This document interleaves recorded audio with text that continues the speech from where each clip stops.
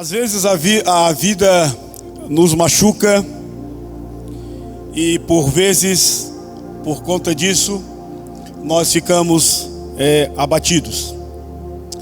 O apóstolo Paulo, escrevendo uma das suas cartas à igreja de Corinto, ele diz algo que eu acho muito importante quando ele fala assim, não negando a sua humanidade, não é a humanização, que é uma filosofia de vida, é a humanidade, que é a estrutura da nossa vida, como a Bíblia mesmo diz, que nós somos pó. O único que é eterno e poderoso é Deus, ou seja, nós somos finitos, e a nossa existência sobre essa terra não é uma existência longânima, mas como disse Moisés, talvez 120 anos. Então, o apóstolo Paulo, ele não se coloca, como vamos ver aqui Ana, como alguém que está numa redoma de vidro, cujos problemas da vida não vão bater na sua porta. O apóstolo Paulo, ele emite essa carta à igreja de Corinto, a segunda, e ele diz assim, entristecidos nós estamos, todavia, sempre alegres, pobres, mas enriquecendo a muitos, disse Paulo. E ele conclui dizendo, nada temos, é verdade, porém nós possuímos tudo, disse o servo de Deus.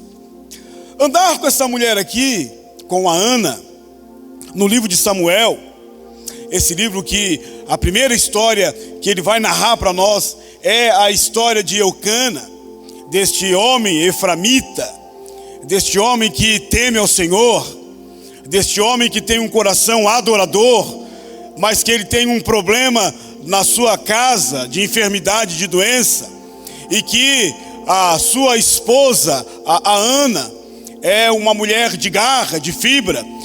Andar com Ana no livro de Samuel, que é um livro histórico, é um livro que a gente percebe a mão de Deus sobre a história. Andar com Ana é redescobrir que a nossa vida, a minha e a sua, que estamos aqui nesta noite, ela é marcada por deserto, é verdade, mas também ela é marcada por muita beleza. Ao mesmo tempo que a vida, ela pode ser marcada por dor, por sofrimento, por deserto, que são palavras de ilustração para a gente entender o sofrimento da vida. A vida também, Deus permite que a gente celebre nela a beleza, como a gente vai ver aqui nesse texto, nesta noite. Ana, essa mulher que a Bíblia nos apresenta, ela é uma das personagens mais significativas da Bíblia, do ponto de vista da mulher na Bíblia. Tem várias mulheres que marcaram a história da Bíblia. Por exemplo, Joquebede foi uma mulher de fibra, foi uma mulher que diante do decreto do tacão de Faraó, ela não se intimidou. Ela levou a sua gravidez até o final. E quando nasce aquele menino, ela escondeu ele. Ela compreendeu que Deus tinha algo maior do que o decreto de matar do Faraó. E por isso que aquele menino se transforma no Moisés, e o Moisés se transforma no grande libertador, e se transforma no grande legislador, e ele é a luz para a sua geração. Agora, Ana, essa personagem aqui, o seu próprio nome já significa que ela necessita, como eu e você necessitamos, da abundante graça de Deus. O teólogo Calbart, ele falou uma coisa certa. Ele disse, a graça só é graça quando ela é incompreendida, quando nós não compreendemos porque é que Deus usa de graça e de misericórdia com fulano, com beltrano, com ciclano. A nossa mente finita, a nossa racionalidade não compreende a graça de Deus. E o nome Ana justamente significa, na língua hebraica, a graça, o sharei, o favor imerecido. Ela, como eu e você, que estamos nessa noite aqui, nesse início de mês, hoje dia 2 de novembro, faltando um mês aí para encerrar o ano de 2025. Ela, como eu e você, precisamos sempre da bondade, da graça, da misericórdia de Deus, para nós enfrentarmos as agruras da vida. Ninguém consegue enfrentar as agruras da vida de peito aberto, dizendo: eu mato no peito e consigo resolver todos os problemas. Não. Nós resolvemos os hematomas da alma, as agruras da vida, sob o limiar da graça e da bondade de Deus, que nos faz vitoriosos em Cristo Jesus. Então, a gente percebe que no final da história de Ana, ela recebe a graça de Deus, ou seja, o favor imerecido do Altíssimo, porque ela vai dar à luz a um menino chamado Samuel. Nós vamos dar uma olhada aqui se der tempo. Então Deus, Ele é um Deus que nos abençoa, não porque nós somos bons. Deus nos abençoa não porque nós temos méritos, mas porque Deus, Ele é gracioso e Ele é um Deus que ouve a nossa oração, como Ele ouviu a oração daquela mulher, cheia de dor, cheio de lágrima, cheio de tristeza. O Eli, o sumo sacerdote, teve ela como filha de Belial. Mas Deus, que é o Deus que invade a nossa alma, é o Deus que conhece o nosso coração, é o Deus que conhece a sua vida de trás para frente, de frente para trás, é o Deus que conhece as suas lágrimas, é o Deus que conhece todas as coisas. Deus é um Deus que ouve a nossa oração, e isso não é mérito, é graça. Por isso que Ana bebe do seu próprio nome, ela é agraciada por Deus. Ela é agraciada, ela não tem nada para oferecer para Deus, mas Deus, pela sua graça, vai abençoar aquela mulher, vai abençoar aquela família, vai gerar do ventre dela uma das figuras mais emblemáticas e significativas do Antigo Testamento, que é o profeta Samuel.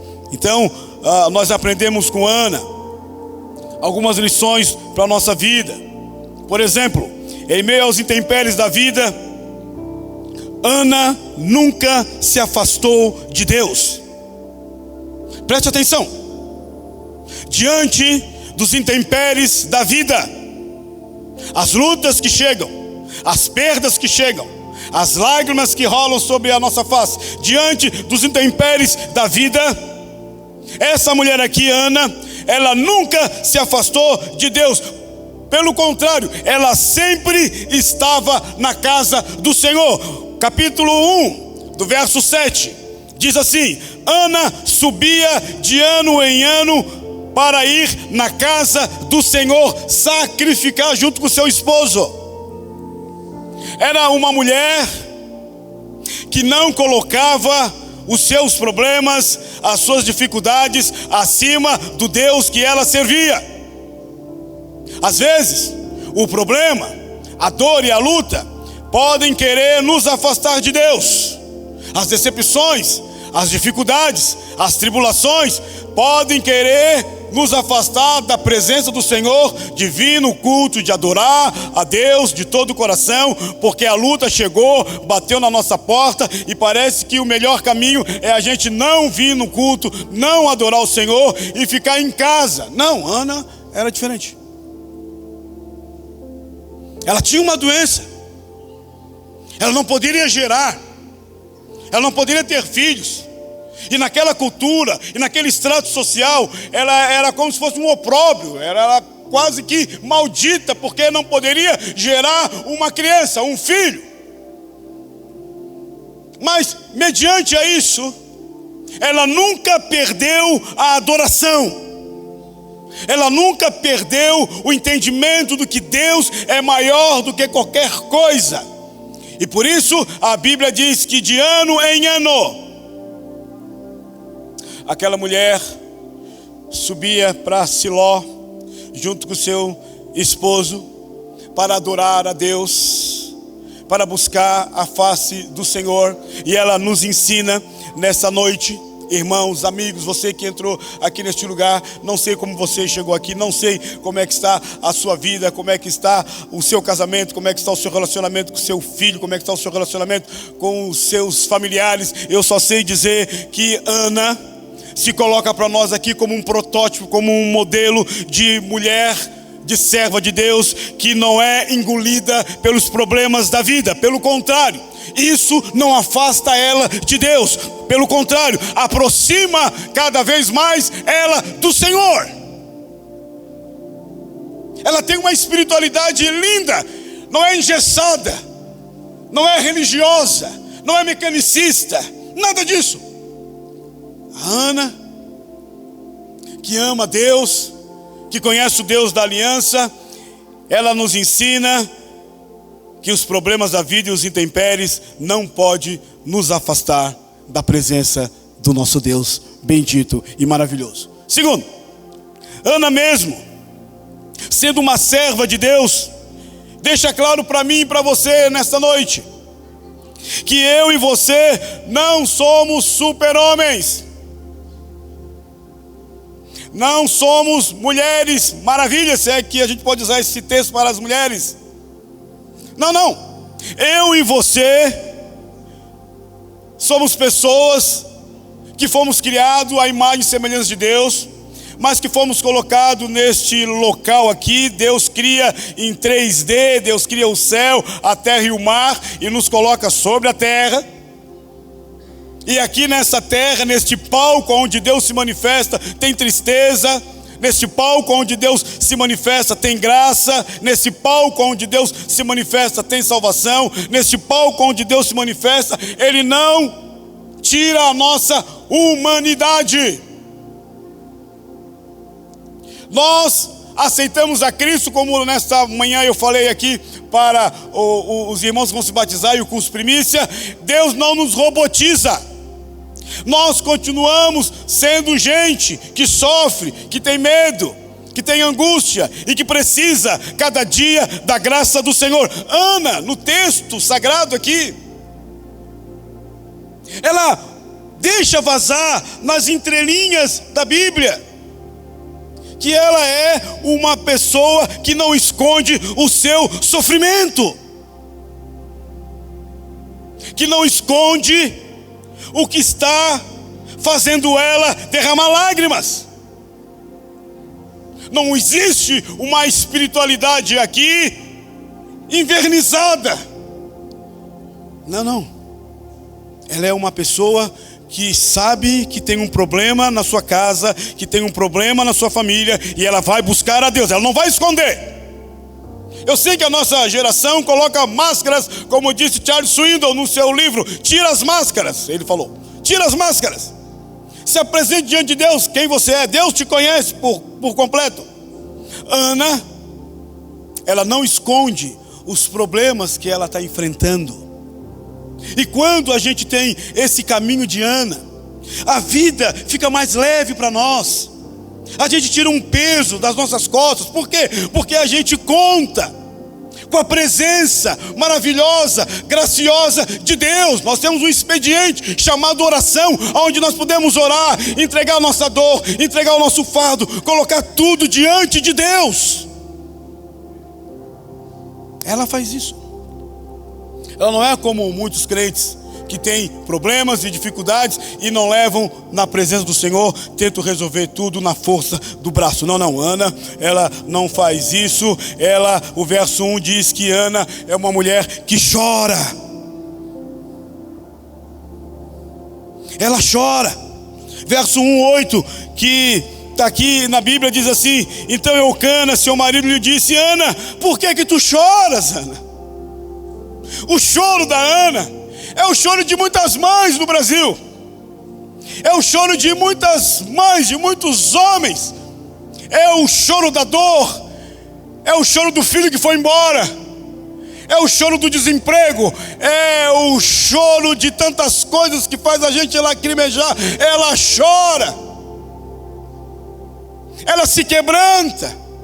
O seu marido olha para ela e diz: Ana, eu sou melhor do que 10 filhos para ti, Ana. Mas o problema não é o amor dele, o problema é a falta que ela sente de não ter filhos. Ela chora, ela se quebranta, ela não tem um coração enrugado, ela não tem um coração petrificado. A nossa geração, o sistema da nossa geração, os arquitetos dessa geração, assim como o Satã, ele quer nos robotizar, ele quer afastar de nós essa sensibilidade da espiritualidade cristã. A nossa geração, já falei aqui, é considerada a geração Dr. Spock pelos sociólogos, porque é uma geração que perdeu a sensibilidade, que não chora mais, que vê a desgraça humana e não se quebranta, e não ora, e a vida continua. E eu vejo as desgraças e a minha vida segue o baile, porque afinal de contas não está acontecendo comigo, e nem com a minha família, e nem com meu filho. Porque se estiver acontecendo comigo e com a minha família, eu sou o primeiro a dobrar os meus joelhos, eu sou o primeiro a chorar, eu sou o primeiro a clamar, eu sou o primeiro a perder a noite de sono. Mas como é o outro? Então a nossa geração é o Dr. Spock, aquele tripulante daquela nave Jornada nas Estrelas, que por fora ele era humano, mas por dentro ele era uma máquina. Ele era destituído de sentimento, ele não tinha afeto, ele não tinha amor, ele não derramava lágrima, porque era destituído de emoções, seja alegria, tristeza ou qualquer uma delas. A nossa geração, e geração de crentes, é a geração que não se quebranta mais. É a geração que ouve falar que 7.000 cristãos morreram pelos braços do Estado extremista islâmico ali na Nigéria, o Boko Haram, e a gente às vezes não dobra os nossos joelhos e não chora dizendo: Senhor, tem misericórdia daquelas famílias. A gente ouve a notícia e a gente segue adiante. Essa semana passada, eu estava conversando com uma missionária lá do Haiti.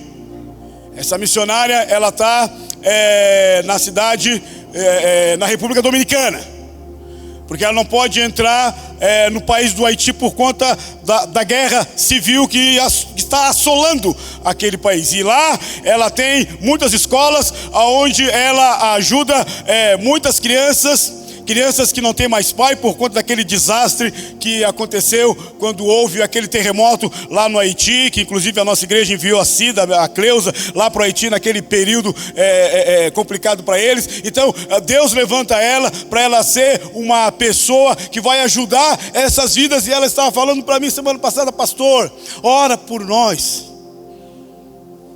porque nós que somos estrangeiros não podemos entrar lá no país por conta da guerra civil que ali está assolando os cristãos, igrejas que estão sendo destruídas, pastores que estão sendo mortos, missionários que estão sendo mortos naquele lugar.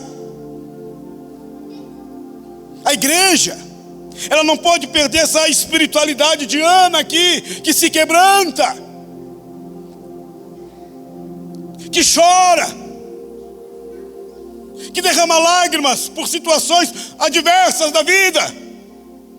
O texto fala para nós que Ana, ela se coloca como uma pessoa que chora, que não é de ferro, porque a Bíblia diz que nós não fomos feitos de ferro nem de pedra. Eu e você fomos feitos do pó, nós somos vasos de barro, disse o apóstolo Paulo. Que nós temos essa excelência da revelação de Deus, da graça de Deus em vasos de barro. Ele não diz de pedra. Por isso nós precisamos cada dia da graça do Senhor para viver neste mundo amalucado que nós estamos vivendo, neste mundo que está incinerando tudo, a ética, a moral, as emoções, tudo. Ana, ela chora. O texto mostra as várias estações emocionais de Ana. A Ana aqui, ela ao mesmo tempo tem tristeza, tem lágrima, ela tem angústia. Ela é uma pessoa normal como eu e você, mas ela tem alegria, ela ora, ela se quebranta, ela tem doença, mas ela adora. Ela tem doença, mas ela tem fé. Ela tem um problema sério, mas ela entrega, ela confia. Assim como deve ser eu e você nessa noite. Verso 1 e 10 diz que levantou Ana e com amargura de alma orou ao Senhor e chorou abundantemente. Talvez nessa noite você chegou aqui com o seu coração e com a sua alma amargurada. Ana estava amargurada de alma. E na verdade, como foi falado aqui na palestra do Pulse Family, quando a gente falou ali, o Dr. Jefferson falou também como psiquiatra, na verdade a nossa geração é uma geração marcada pela amargura, marcada pela ansiedade. É uma geração que precisa cada dia mais da presença bondosa de Deus. Ana está assim, abatida. Talvez nessa noite você também está sofrendo. Talvez nessa noite você chegou aqui e você está abatido, como Ana estava. Talvez é um problema familiar, talvez é com o seu filho, talvez é um desemprego, talvez você não tenha paz. Qual é o caminho para aliviar a nossa alma? Qual é o caminho que faz o meu coração ferver diante de Deus? O caminho é o caminho de Ana, é o caminho da oração, é o caminho de chorar, de se quebrantar, não diante do Eli e nem diante do Eucano, seu marido, ainda que ele seja o sumo sacerdote, ainda que ele seja um marido bom, mas tem situações que não é o pastor, que não é o seu líder, que não é o seu marido, que não é a sua esposa, é somente Deus que pode resolver. Nós temos que levar a Deus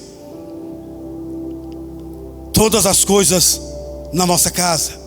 Então, Ana, ela é essa mulher que nos ensina que em meio à dor da vida, que em meio às dificuldades, nós devemos buscar em primeiro lugar o nosso Deus. Por quê? Porque Deus é o Deus que nos conhece por completo. Deus é o Deus que sabe aonde está doendo, é o Deus que tem um remédio para mim, para você. Na verdade, Deus é esse grande panaceia, ou seja, o remédio para todos os males. É por isso que no início do primeiro livro de Samuel, depois das conquistas, depois do livro de Juízes, vai mostrar aqui para nós o entroncamento da pessoa que tenta resolver a vida sozinha, que é no caso dos juízes aqui, cada um fazia o que dava na sua cabeça. O livro de Samuel vai mostrar para nós que a religião, quando Deus não é o centro, ela mofa a espiritualidade das pessoas. E aí Deus vai levantar então Ana, essa mulher com o coração quebrantado, e dela vai surgir o Samuel e estabelecer um movimento profético onde Deus vai falar com aquele povo através de voz audível humana, onde ele vai ser o último juiz, vai julgar a terra, mas vai ser a voz de Deus para aquela geração. Ana, ela nos ensina que Deus é esse remédio, essa panaceia que pode curar os nossos males, que pode dar as respostas para as nossas crises e dúvidas. Então, verso 1 e 10, Ana orou ao Senhor com coração fervoroso, confiando em Deus nas dificuldades da vida. Ana ora de todo o coração e lágrima. O seu marido questiona: por que você está chorando? Não sou eu melhor do que 10 filhos? Mas Ana se derrama diante de Deus. O verso 1 e 15 que nós lemos diz assim, olha só, verso 1 e 15, o texto da palavra de Deus fala para nós de maneira clara: porém, venho derramando a minha alma perante o Senhor. Ela estava orando, e a oração dela não era uma oração habitual como eles faziam naquela época lá em Siló, que eles oravam em voz alta. A Ana estava quebrantada, a Ana estava machucada, estava ferida. A Ana estava orando, ela confiava em Deus, ela estava orando de lábios fechados, orando de maneira quebrantada. E o sumo sacerdote olhou para aquela mulher e julgou a posição de oração dela, porque a gente é hábil para julgar, a gente é hábil para apontar o dedo. E ele disse: essa mulher, disse o sumo sacerdote. Já nessa hora da manhã cedo, ela está embriagada. Olha o termo forte que ele usou para Ana: ela está embriagada de vinho. Essa mulher é filha de Belial, disse ele. E Ana disse: não, meu senhor, o que está acontecendo comigo aqui é uma questão de coração. Foi o que o Neemias falou para o rei. Quando Neemias chorou, quando ele ouviu as notícias de Jerusalém, quando ele ouviu que Jerusalém estava queimadas as portas e os muros todos destruídos e os sepulcros também vilipendiados, quando ele ouve aquilo, a Bíblia fala para nós que Neemias, como eu e você, ele tinha um coração quebrantado. Ele chorou diante de Deus, ele se quebrantou diante de Deus. E quando ele foi servir o rei falou: Neemias, por que é que tu estás triste? E o rei falou: isso, Neemias, é coisa de coração, é coisa de alma. E aí então Neemias pôde abrir o coração dele para o rei, e o rei deu carta para Neemias voltar para Jerusalém e reconstruir os muros de Jerusalém. Ana aqui, ela está quebrantada, e ela fala para o sumo sacerdote, para os religiosos, que às vezes olham para mim e para você, e às vezes julgam as nossas vidas, e nós estamos quebrantados, às vezes por conta de um casamento, às vezes por conta do nosso filho, às vezes por conta de desemprego. Nós estamos feridos, abatidos, precisamos dessa mão poderosa de Deus para nos tirar, para nos ajudar, para nos fortalecer. E às vezes as pessoas olham para nós como ele aqui olhou e julgam. Mas Ana era uma mulher de Deus, como as mulheres aqui, os homens aqui devem ser também. Ana, ela poderia sair com várias palavras duras para aquele homem, mas ela não fez isso. Ela disse: não, é que a minha alma está sendo derramada. Essa ideia aqui no texto original, derramando a minha alma, é a ideia de libação. Quando se derrama o vinho sobre o sacrifício, é a mesma ideia que o apóstolo Paulo falou lá em 2 Timóteo capítulo 4. Estou sendo oferecido por libação, estou sendo derramado, estou sendo oferecido por libação. A Ana, ela está dizendo, a ideia aqui é que ela está orando, se derramando como uma oferta de sacrifício, de lamento diante de Deus. É como aquela mulher que Jesus foi convidado, Lucas capítulo 7, para ir na casa de Simão. E chegando lá, o Simão não lavou os pés de Jesus, o Simão não beijou a sua face, o Simão não ungiu a sua cabeça. E Jesus entrou e se assentou naqueles divãs onde eles comiam, era um raberim. E o Simão não fez nenhuma cortesia. Quando ele não lava os pés e não beija a face e não unge a cabeça de Jesus, ele estava transmitindo um recado naquela cultura que Jesus Cristo era inferior a ele, que era fariseu. Tanto é que o Simão, quando vai se reportar a Jesus, ele se reporta como rabi, como mestre, simples mestre. E Jesus entra. E Jesus se assenta com os pés sujos de poeira. E Jesus não recebe a comunhão do beijo, do ósculo santo, e nem a prova de amizade da unção. Ele senta e todos estão ali, talvez rindo daquele ato de Jesus. Não foi lavado os pés, não foi beijado e nem ungido. Era toda a falta de educabilidade judaica. Mas de repente, sem Simão perceber, uma mulher se aproxima de Jesus. E ela derrama lágrimas e mais lágrimas sobre os pés de Jesus. Ali está uma mulher quebrantada. Ali está uma mulher que compreendeu a adoração. Ali está uma mulher que adora a Jesus Cristo sem falar nada. Como Ana, que não falou nada. Essa mulher não dá uma palavra. Simplesmente ela derrama lágrimas sobre os pés de Jesus. Enxuga os seus pés com os seus próprios cabelos. E unge com óleo caro que tinha, o nardo. Quando Simão viu aquilo, ele falou para ele mesmo, ele não verbalizou, ele falou, ele pensou. Só porque Jesus Cristo, o Verbo de Deus, ele captou, ele leu o pensamento de Simão, como ele leu o meu e o seu também, porque ele é onisciente. E o Simão pensou e disse: se esse aí fosse profeta, ele saberia quem é que está tocando nele, porque essa mulher eu conheço, ela é uma mulher prostituta, ela é uma mulher que é da minha região, eu conheço quem é essa mulher. Se ele fosse um profeta, ele saberia quem é que está tocando nela. E aí Jesus Cristo captou, leu o sermão, leu o pensamento de Simão e disse: Simão, eu tenho uma coisa para te dizer. E o Simão, na maior cara lavada, fale, ó mestre.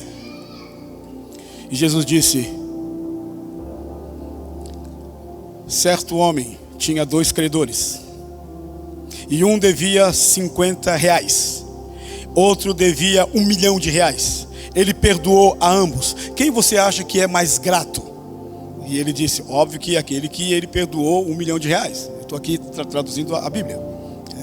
E aí Jesus olha para ele e disse: pois bem, eu estive na tua casa e tu não lavou os meus pés com a água ali do poço, que é tão simples, é só pegar o balde, pegar a água e lavar os meus pés.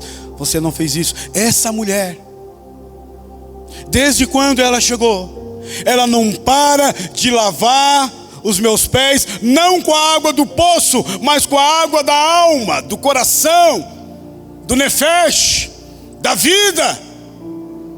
Eu estive em tua casa e você, Simão, não beijou a minha face, que é a coisa mais simbólica de amizade, é o beijo, é o ósculo santo. Essa mulher, desde quando ela chegou, ela não para de beijar os meus pés. Eu estive em tua casa e você não me ungiu com o óleo da oliveira, que tem aí em todo quintal, mas ela me ungiu com um perfume. Por isso eu te digo: perdoado estão os seus muitos pecados, porque ela muito me amou.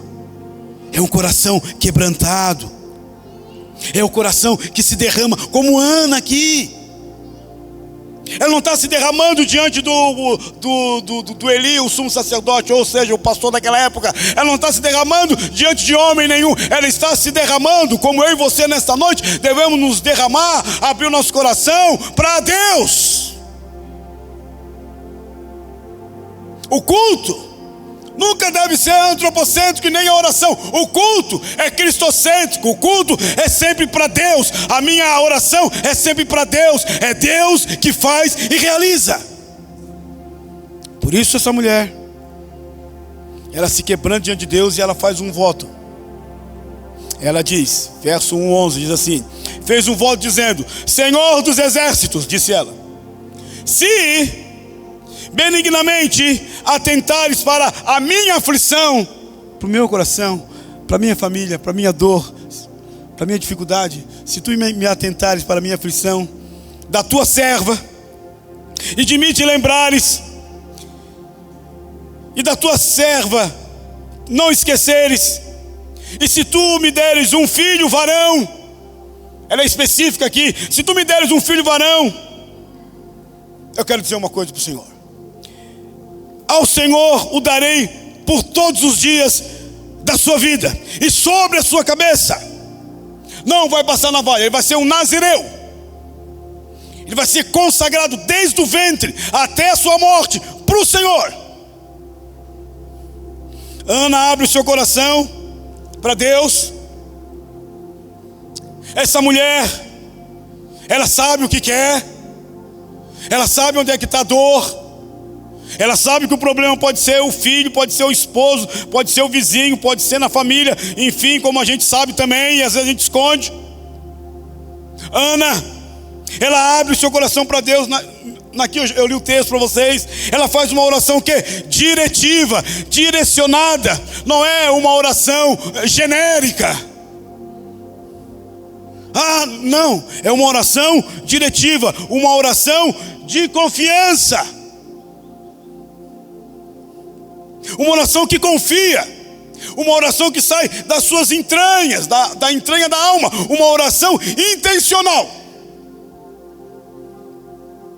Ela tem intenção, ela sabe o que está pedindo, ela coloca diante de Deus,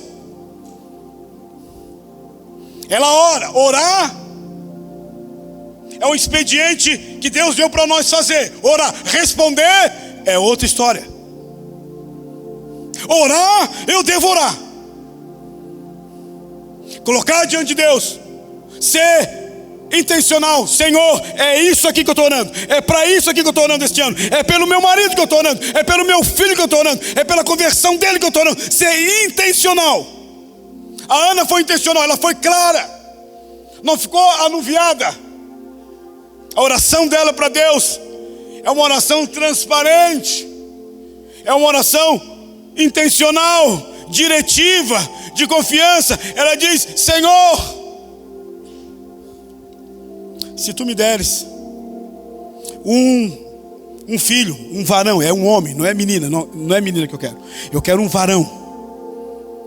Então ela foi intencional, como você nesta noite aqui deve ser intencional com Deus na tua oração. Nesse finalzinho de ano que está acabando e o 2026 que vai chegar, você deve ser intencional. Senhor, é isso que eu quero fazer. Senhor, é isso que eu quero na minha casa. Senhor, é isso que eu quero na minha família. Senhor, é isso que eu quero como filho teu. Senhor, é isso que eu quero como líder. Senhor, intencional. O problema é que a gente faz oração genérica. Para a gente testemunhar de que Deus ouviu a nossa oração, nós temos que ser intencional, diretivo, relacional, como Ana aqui. Ela está aflita. Ela diz: eu estou aflita. Ela fala para Deus. A ideia de aflição aqui é de opressão, opressão na alma. Ela diz: Deus, eu estou aflita, Deus. Está um peso aqui, me alivia.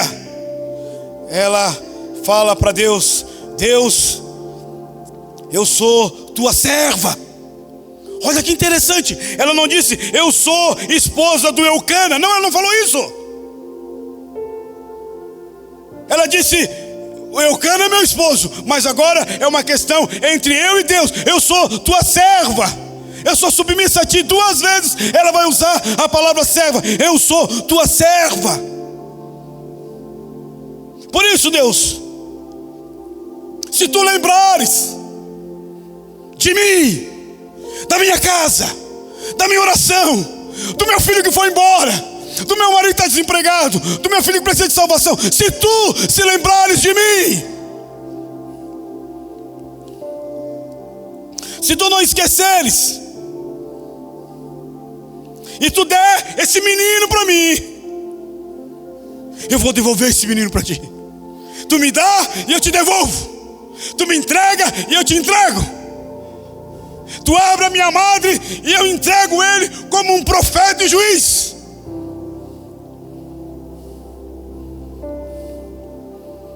E ela usa uma palavra. Ela chama Deus para o conflito dela. Ela chama Deus para a crise dela, para a luta dela. Ela diz no verso 11: Senhor dos exércitos. É a primeira vez em toda a Bíblia que você vai ouvir essa palavra que depois várias vezes os profetas vão falar. A primeira vez sai dos lábios de uma mulher aflita, de uma mulher angustiada, de uma mulher que precisa de um milagre, de uma mulher que precisa de uma restauração. Sai dos lábios de Ana. Ela diz: Senhor dos exércitos.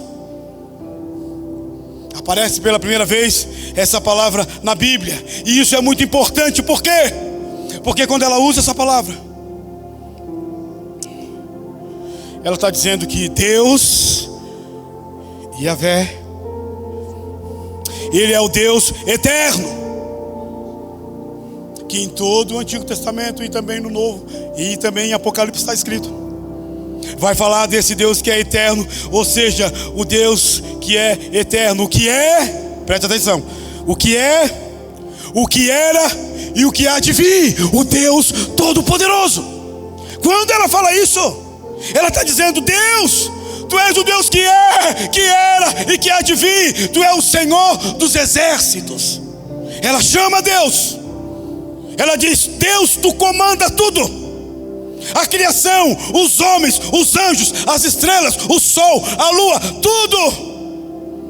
Logo, se Tu é o Senhor, se Tu é o Adonai, se Tu é o Curios, se tudo Tu comanda, os anjos e toda a sua classe de anjos, querubim, serafim, e milhões de milhares de anjos que a Bíblia fala em Hebreus, em Apocalipse, se tudo isso Tu és o comandante, se Tu comanda todo ser humano, tudo está debaixo da Tua autoridade. Se Tu é o Senhor que comanda até o sol, a lua e as estrelas,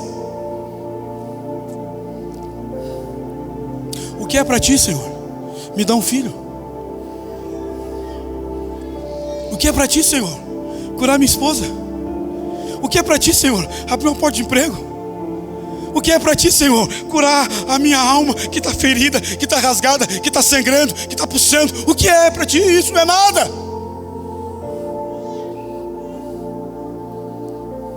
Quando Jesus estava passando, aqueles homens falaram: esse homem, centurião, ele ajudou e ajuda muito a gente aqui. Ele fez até uma sinagoga. O servo dele está enfermo, está doente. Você pode curar? E a Bíblia diz que Jesus Cristo foi para lá, para aquelas bandas. E aquele homem era como a Ana aqui, que chama Deus para a luta, que chama Deus para o meio dos seus problemas, que diz: Deus, vem comigo, Senhor, vai na minha frente. Aquele homem, quando Jesus está andando, ele diz: para! Ele diz: eu não sou digno que Tu entres em minha morada. Diz somente uma palavra e o meu servo será curado, porque eu sou homem, sujeito à autoridade, e tenho homens sobre a minha autoridade. Eu digo: esse vai, ele vai. Eu digo: esse fica, e ele fica. Assim é Tu no mundo espiritual. Jesus, quando olhou para esse homem, que entendeu que Jesus Cristo é a autoridade sobre tudo, porque o livro de Marcos fala para nós que Jesus tem autoridade sobre a morte, sobre a doença, sobre a natureza, sobre os demônios e sobre o ensino. O centurião de Cafarnaum, que nem judeu era, ele disse: Senhor, eu não sou digno que Tu entres em minha morada. Diz somente uma palavra e o meu servo será curado. E Jesus Cristo olha para ele, como Ana aqui, Deus olha para Ana. Quando Ana diz: Tu és o Senhor dos exércitos, Tu comanda tudo. Jesus diz e fala: nem mesmo em Israel eu encontrei tamanha fé. Vai, porque o Teu servo já está curado. E a Bíblia diz que naquele exato momento, Jesus não precisou impor as mãos neles, Jesus não precisou ir na casa deles. Ele liberou uma palavra, e a palavra de Cristo curou aquele homem. Ana, como centurião, ela diz: Tu és o Senhor dos exércitos. Tudo está sobre o Teu domínio. Criação, universo, homens, anjos, estrelas, sol, lua, a disseminação do cosmos. Logo, Senhor, se Tu é o dono de tudo, o que é para Ti, Senhor, abrir a minha madre e dar um filho para mim? Só um filho.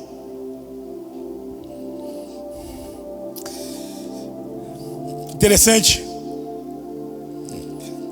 que Ana entende que Deus é o Deus do impossível. Você crê nisso, que Deus é o Deus do impossível? Amém? Foi que o anjo Gabriel falou para o Zacarias. Para Deus: Zacarias, você não crê que a sua esposa Isabel vai engravidar e você vai ter um filho, o João Batista, o precursor? Ele não acreditou, o anjo falou: você vai ficar mudo então, porque deixa eu falar uma coisa para você. Para Deus tudo é possível. Tudo. Ana, traz Deus e convida Deus para dentro da sua fraqueza, como eu e você devemos fazer também. Ana convida Deus para dentro da sua debilidade. Ela contrasta fraqueza com poder, debilidade com autoridade. Eu sou fraco, mas tu é poderoso. Eu sou débil, mas tu és soberano, Deus. Ela convida Deus para a luta, para a batalha. Vai comigo, Senhor. Ela faz como fez o jovem Davi.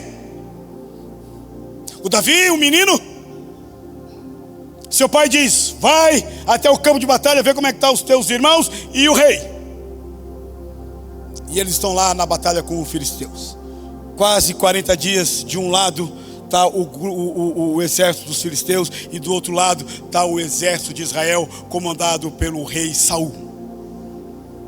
E os filisteus proporam para eles um desafio: não precisa a gente ir a campo lutar. Nós temos aqui um homem que é o Golias, e vocês mandam um homem para lutar com ele. Quem vencer, nós seremos servos de vocês. Se nós vencermos, vocês serão nossos servos. Tudo vai ser nosso, a plantação, os filhos de vocês, tudo é nosso, se vocês perderem. Mas se vocês ganharem, tudo é de vocês. E durante 40 dias, o Golias se apresentava e todo mundo tinha medo. Diz a Bíblia que os joelhos deles se batiam um com o outro. O Saul, o rei, não sabia mais o que fazer, até que Davi chega naquele lugar levando pão, levando bolo para os seus irmãos, e pergunta: o que está acontecendo aí no arraial? Que agito é esse? E eles então dizem para Davi: é que tem um gigante aí desafiando todo mundo, e todo mundo tem medo dele. Ele tem quase 3 metros de altura. E o rei falou: se alguém lutar com ele e vencer, vai casar com a filha do rei, no caso Amical, e todos os tributos vão ser cancelados, e você vai fazer parte da família real. E o Davi, ele não olhou para esse lado financeiro, muito pelo contrário. Ele olhou para a glória de Deus, e ele foi lá e disse para o rei: eu vou enfrentar esse gigante. O rei falou para ele: como? Você não é experiente em luta? Davi falou para ele: mas é que você não sabe a minha intimidade com Deus. Quando eu cuidava e cuido das ovelhas do meu pai, quando um leão se aproximou, eu então neutralizei. Um urso também, eu vou lutar com ele. Então o Saul coloca a armadura humana, a armadura dele em Davi. Às vezes a gente quer fazer isso também. A gente quer vencer pelas nossas armaduras. Não, a gente vence pelas armaduras de Deus. Na nossa casa, na nossa família, nos nossos filhos. Não é com a armadura da nossa razão, da nossa inteligência, do nosso dinheiro. Não é nada disso. Eu falei sexta-feira: você, se tem dinheiro, você pode construir uma casa. Uma casa qualquer pessoa que tem condições pode construir. Agora, um lar é diferente. Uma família funcional, abençoada, que ama a Deus, é diferente de uma casa. Uma casa eu posso construir, posso botar ar-condicionado, posso ter televisão, posso ter um monte de coisa, eu posso construir uma casa. Agora, um lar, eu só construo um lar quando Deus está na engrenagem da minha família. Porque senão o seu lar, com toda a sua casa, vai se despedaçar. Como tem um monte de mansão, um monte de casa maravilhosa, que lá dentro, no interior, é morte. Você pode construir uma casa, você pode ter uma cama, mas o sono e um lar, só Deus é que dá. O Saul falou para Davi: pega a minha armadura. É tudo que o mundo fala: Carlos, pega a armadura, você é inteligente, você consegue também, você também consegue. Basta um pouco de dinheiro, basta um pouco de sabedoria, e você consegue. Você não precisa orar, você não precisa depender de Deus para tudo. Tudo é orar agora, tudo é pedir a direção de Deus. Para quê? Não é o que o Nietzsche falou, o filho de Nietzsche. Não é o que o Sartre fala, o niilismo. que nós não precisamos nos humilhar tanto, porque nós temos uma capacidade cognitiva. Não é o que os filósofos deste mundo falam, mas a Bíblia fala ao contrário. O Davi até tentou colocar, mas depois ele tirou. E ele disse não. E aí ele vai e desce. E ele chama Deus para briga, porque ele vai usar o que Deus quer que ele use: um estilingue e pedrinhas no riacho. Pedrinhas no riacho e estilingue, que é brincadeira de criança de caça. Ele pega aquilo e ele vai e desce, e aparece aquele homem gigante diante dele, como aparece para nós todo dia os gigantes para nos afrontar. Ele está todo armado, ele está todo com as armaduras. Ele olha com aquele olhar fulminante para aquele pequeno Davi, e ele amaldiçoa Davi. Há uma batalha espiritual ali, não é só uma guerra física entre filisteus e os hebreus. Não, é uma batalha espiritual. Ele diz para Davi: Davi, eu te amaldiçoo pelos meus deuses. Foi a primeira coisa que ele falou.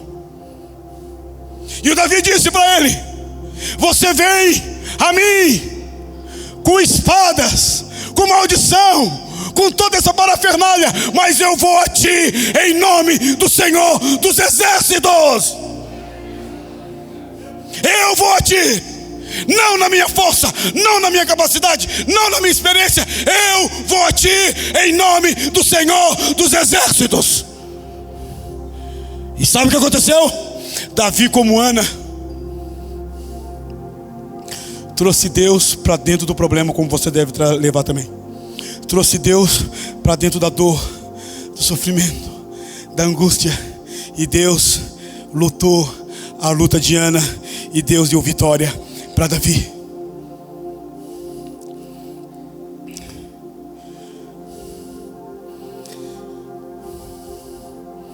Ana ora e diz: se tu me deres esse menino, eu vou entregar para ti de novo. Ela ora, mas não exige. Ela tem vontade, mas se sujeita à vontade de Deus. Ela sabe, nós também sabemos. Presta atenção nisso. Já estou encerrando. Ela sabe, e todos nós sabemos. Se não sabemos, devemos aprender hoje, que tudo o que você tem, seu filho, seu carro, sua saúde, sua inteligência, sei lá o que, tudo que você tem, irmão e irmã, vem das mãos poderosas de Deus. Tudo. A Ana, ela disse: você me dê esse menino, eu vou entregar esse menino para ti, eu te darei. E ela consagra o seu filho para Deus. Tudo que temos pertence a Deus, tudo.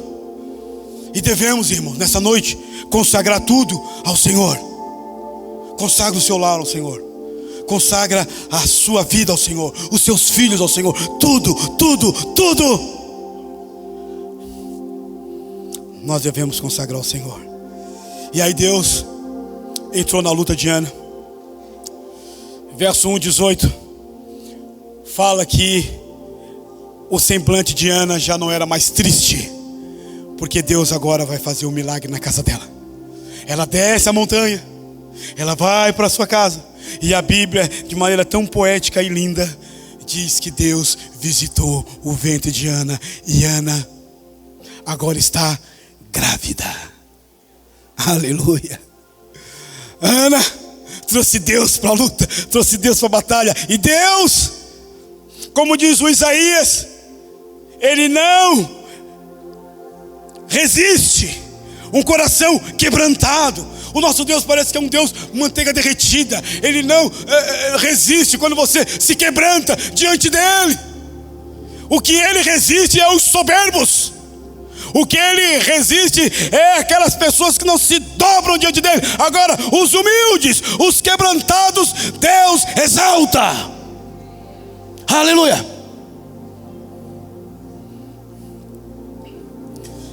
Irmãos, não existe lugar mais seguro neste mundo do que nas mãos de Deus. Hoje é o dia 2, dia das almas que o pessoal fala. Dia 31 foi o dia da reforma. A sola gratia, a sola graça, a sola filia, somente a Escritura. A sola Cristo, somente Cristo. A sola deu glória, somente Deus a glória. A Ana embute tudo isso dentro do texto. Ela entende que é pela graça. Ela entende pelas sagradas letras que Deus é o Deus da fé. E não tem lugar mais seguro, quero falar para você, do que estar nas mãos de Deus. Por isso que eu falei do dia 2, do dia das almas, porque o John Wesley, antes de morrer, ele falou o melhor de tudo. Depois de ter pregado mais de 40 mil sermões, depois de ter colocado e incendiado aquela Inglaterra onde o avivamento chegou, o John Wesley, no final da sua vida, com mais de 80 anos, ele diz: sabe de uma coisa? O melhor de tudo, antes de morrer ele falou isso, é que nós estamos nas mãos de Deus.